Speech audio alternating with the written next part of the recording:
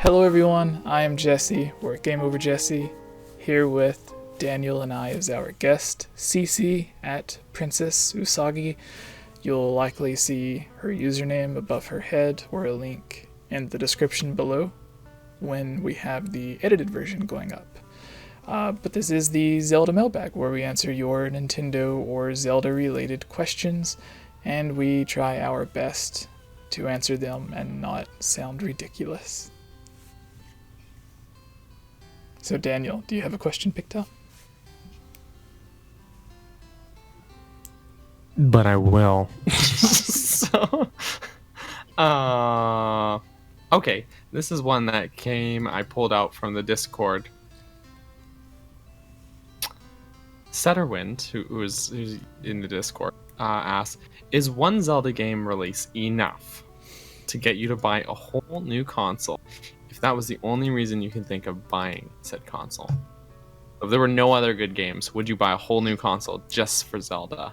I bought a Wii U for a new Zelda based off of the tech demo, and I didn't get that new Zelda until I bought the very next console. Yep. So I had to wait 4 or 5 years. Yeah, so I bought the Wii U, pre-ordered the Wii U, wanting to play a new Zelda game. And I had to, after pre-ordering the Wii U, I had to wait 4 years and then buy a new console on top of the Wii U. So I would say yes. I would also say yes, but I bought the Switch just for Breath of the Wild, even though I had a Wii U. But yeah, I mean, the Wii U, though, on that note, is an absolute Zelda machine. You can play nearly every Zelda game on the Wii U. It's incredible.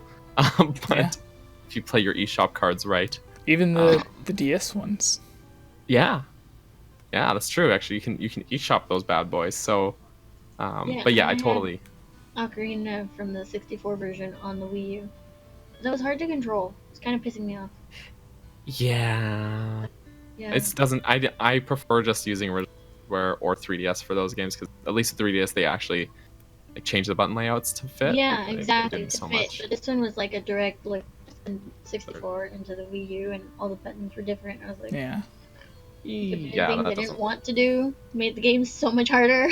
Oh no! And playing the Ocarina using the C stick doesn't work as well. But I mean, otherwise, you got your Wind Waker HD, your Skyward Sword HD. You can eShop the other games. Yeah. It's I bought good. Zelda 2 and Minish Cap on the eShop. I have Minish Cap on the eShop as well. Yeah. That's the first time I played Minish Cap was on the Wii U eShop, because I never had a GBA growing up. So that was great to be able to do. My friend from high school had hacked into their cell phone, and they had Minish Cap on there, so every time I had class with him, I would play Minish Cap. It was a desk. Your contraband Minish Cap. Yeah. Did you have a question picked out, Cece? Yeah. This is from the doc you have. If you could choose... What? Oh, I was just saying, Wild Horse in the chat was saying bye. So Oh. bye. Bye. Goodbye, Wild Horse. Thank you. Alright, so this one is from Abigail G. And it says, at GameOverJesse, if you could choose any champion or champion descendant to have their own spin-off game, which would you choose, and what mechanics do you think would be different from Breath of the Wild? We never took that one off, did we, Daniel? Oh, did you guys answer that one already? On a Did we past answer one. that? I don't remember answering that one, actually. Well, I wasn't there, so I can answer it. Okay, yeah. All right. I mean, And I don't remember, so... Yeah, We're go ahead good. and answer it. I would totally pick Urbosa. I think she is a bad A. The whole Gerudo are so heckin' cool. Yes. I think they would have a cool, backstory. I mean, obviously, and then I think it would be cool to see kind of the backstory of... Because she remembers at one point in the timeline that Ganondorf was part of the Gerudo, and she was like, that makes this all more sweeter. So it'd be cool to see, their kind of... them studying their history and everything, and how it connected to him when he was part of the Gerudo, and Yeah, because she's the only one that rules, mentions. Their laws, their... What? I said she's the only one that actually mentions that Ganon used to be part of their tribe. Mm-hmm. Yeah. Yeah. I see a puppy. My parents, she's excited. That's a floofy puppy. She's getting a haircut tomorrow. Ah. I'll be right back, though. She wants to go out there. Okay. I'll be right back. Well, I guess I'll choose a game too. What's a video game? A Champion. Urbosa's a good choice. Yeah. But I don't know. That's the one that I still- remember answering. So, Oh yeah. like, I remember my answer was Gerudo, but at least I think. I don't know. I don't know. I feel like I want to. I've talked about it on the podcast many a times. I think wanting this little RPG style spin-off where you have a party of like the champions. They're a great, well-rounded group of characters that could make a great party for an RPG game. That would be great. I would love that. Like 4 Swords Adventures, but it would be like 4 champion adventures. That'd be game for that, though. You know, that would be super cool. And you know, like they could all have their own classes. But like they were at like Borderlands. Do you remember that game? Yeah. Yeah, Borderlands 3 got announced, so it's kind of fresh on my mind thinking about it. But like you've got your 4 characters who are like different classes, and just think about that. I'm just bumping things. That sort of idea, but with the champions in Breath of the Wild. Super cool. My answer's cop out. I just choose all of them. It's interesting that like a Goron is literally a giant volcano person that eats I am rocks. Rockman. Yeah. Oh yeah. And then Urbosa for me is still the most intimidating. Intimidating? Yeah. How so? Luffy. Just the way that she acts in the game, she just seems like she's the most intimidating. Like attitude wise. And yet you have like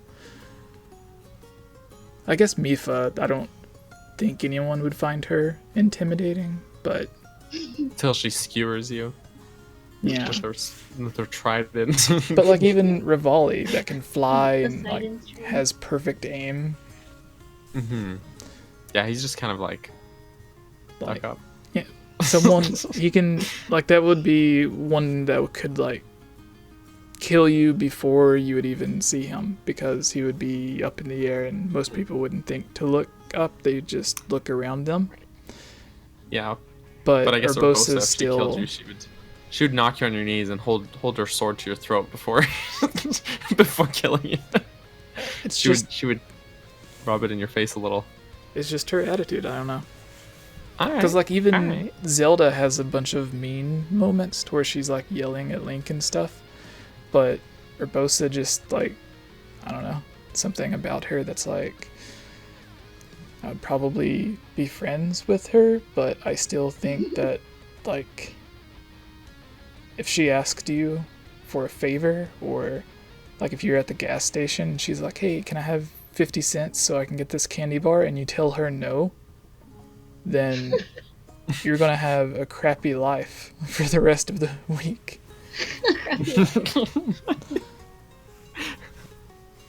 Yeah. Oh no. So I guess it's my question now. Yeah.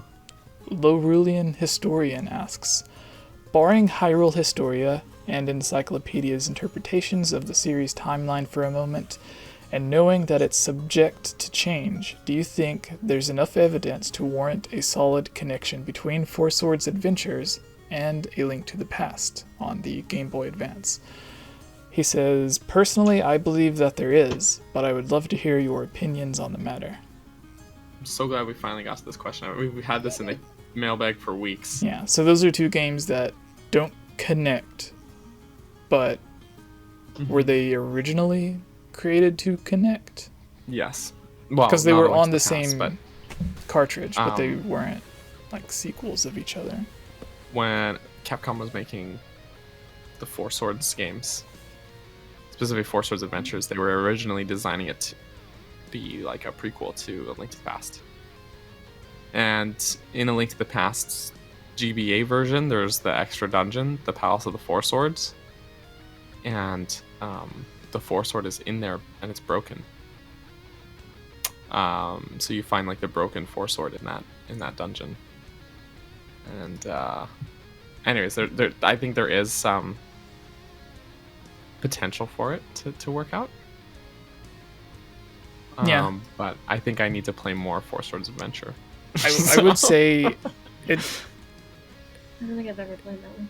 It's hard for me to think that if a game studio is chosen to port an older game to a new device, and they're also told to make an accompanying smaller game to go along with it, I would imagine that the story of the game wouldn't be intended to be on its own. I would imagine they would intend it to be related to the new game, especially if they add new stuff to the game that they ported, and that new stuff ties it in to the other game. So I would say yes as well. Yeah.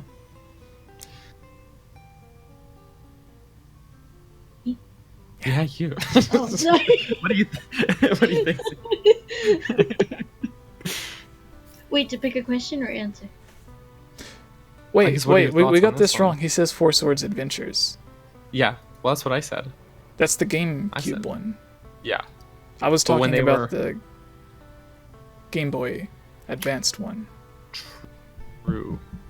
But I talked about the GameCube game. Because I was talking Force about of how it's on Adventures. the same cartridge. So I'm an idiot. I apologize, everyone. Oof, it's okay. And I'm the one that I mean, read the question. I think your point is valid because they made Four Swords and then they made Four Swords Adventure later. Yeah. And I feel like they were making it and they were like, oh yeah, it's going to be a prequel to Link to the Past. And then Nintendo was like, no. And they're like, oh, okay, it's just separate, I guess. Yeah. But So you haven't played either of the Four Swords games, CC? Nope. Or Link. Oh well, I played A Link to the Past actually, Game Boy Advance.